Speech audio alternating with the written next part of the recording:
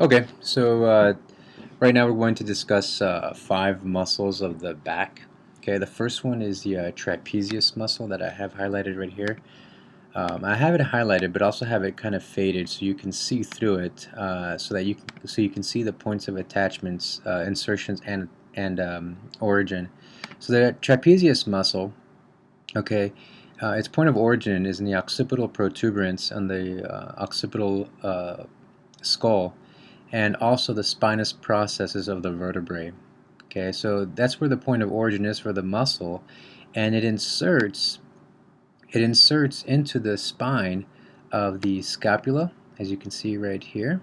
Okay, also the acromion process, and not shown here, but also the clavicle. Okay, so this muscle helps to elevate, depress, retract, rotate, and also fixes the scapula.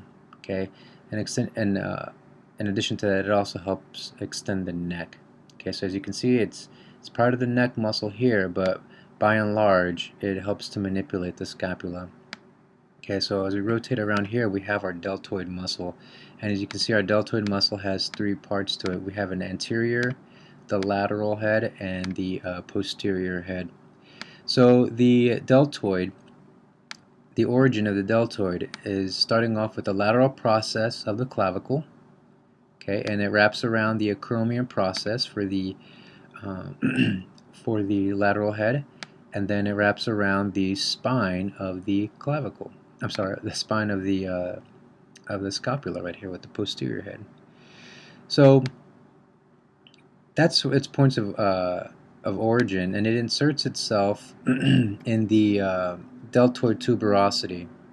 Okay, so I have this humerus here in the tuberosity, the deltoid tuberosity of the humerus. So if you don't remember what that looks like, this particular diagram doesn't really give it that great of a showing, but you can go back to your textbook and see, and so you can kind of remind yourself of what it looks like. So the deltoid helps to flex, extend the shoulder, and also abducts the shoulder. Okay, so it helps you to lift or to elevate the arm. Okay, so moving on to your latissimus dorsi, which is this large muscle sheet right there. So its point of origin is the spinous process, okay, the sacrum, iliac crest, and the inferior angle of your scapula, which is right here. Okay, you can't really see it on this one, but you can see it on the opposite end. Okay, and it inserts itself into the lateral crest of the intertubercle groove, which, if you can kind of look at on this side. So again, the lateral crest of the intertubercle groove. You have your lateral crest and your medial crest, and the latissimus dorsi inserts itself into the lateral crest. So in this little groove right there.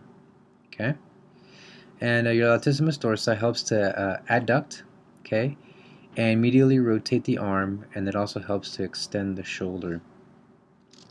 So fourthly, we have your rhomboid major. Okay, this muscle origin is in the spine of the upper thoracic vertebrae. Okay, and it inserts itself into the medial border of the scapula. Okay, but it's on this end, of course, for the right one. So since you can't see it on the right, you can at least take a look on the left, right here on the medial border of that scapula. Okay. All right. So the last muscle that we're going to discuss right now is the supraspinatus. Okay, and this muscle's origin is on the posterior surface of the of the scapula, and it inserts itself in the greater tubercle of the humerus, which is you can't really see it because it's inferior to the deltoid muscle, but basically it inserts itself on that greater tubercle of the humerus on the shoulder. Okay, and the supraspinatus helps to abduct the arm.